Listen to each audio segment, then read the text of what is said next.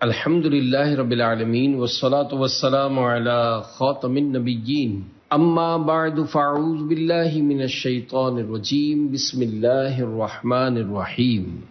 أولئك الذين اشتروا الضلالة بالهدى فما ربحت تجارتهم وما كانوا مهتدين۔ ترجمہ، یہی وہ لوگ ہیں جنہوں نے ہدایت کے بدلے گمراہی خرید لی تو ان کی تجارت نے کوئی نفع نہ دیا، اور یہ لوگ راہ جانتے ہی نہیں تھے۔ اشتروا الضلالة بالهدى، یہی وہ لوگ ہیں جنہوں نے ہدایت کے بدلے گمراہی خرید لی۔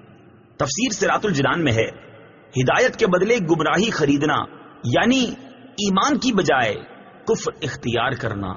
نہایت خسارے اور گھاٹے کا سودا ہے۔ یہ آیت یا تو ان لوگوں کے بارے میں نازل ہوئی جو ایمان لانے کے بعد کافر ہو گئے، یا یہودیوں کے بارے میں نازل ہوئی جو پہلے تو حضور پرنور صلی اللہ تعالی علیہ وسلم پر ایمان رکھتے تھے، مگر جب حضور اقدس صلی اللہ تعالی علیہ وسلم کی تشریف آوری ہوئی تو منکر ہو گئے۔ یا یہ آیت تمام کفار کے بارے میں نازل ہوئی اس طور پر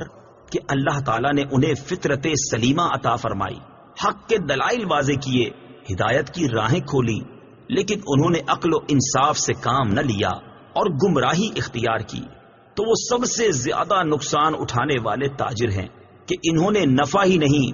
بلکہ اصل سرمایہ بھی تباہ کر لیا۔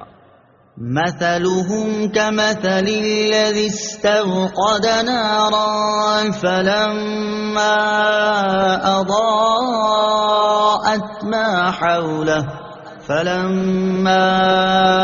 أضاءت ما حوله ذهب الله بنورهم وتركهم في ظلمات لا يبصرون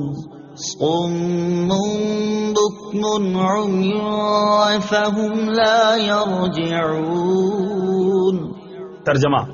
ان کی مثال اس شخص کی طرح ہے جس نے آگ روشن کی، پھر جب اس آگ نے اس کے آس پاس کو روشن کر دیا تو اللہ ان کا نور لے گیا اور انہیں تاریکیوں میں چھوڑ دیا، انہیں کچھ دکھائی نہیں دے رہا،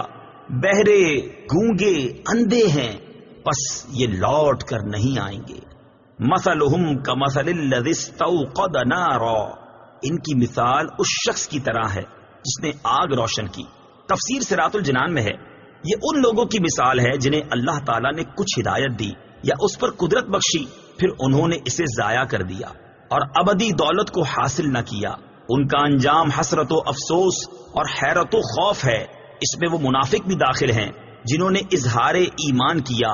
اور دل میں کفر رکھ کر اقرار کی روشنی کو ضائع کر دیا، اور وہ بھی جو مومن ہونے کے بعد مرتد ہو گئے، اور وہ بھی جنہیں فطرت سلیمہ عطا ہوئی اور دلائل کی روشنی نے حق کو واضح کیا، مگر انہوں نے اس سے فائدہ نہ اٹھایا اور گمراہی اختیار کی، اور جب حق کو سننے، ماننے، کہنے اور دیکھنے سے محروم ہو گئے تو کان، زبان، آنکھ سب بیکار ہیں۔ صدق اللہ العظیم۔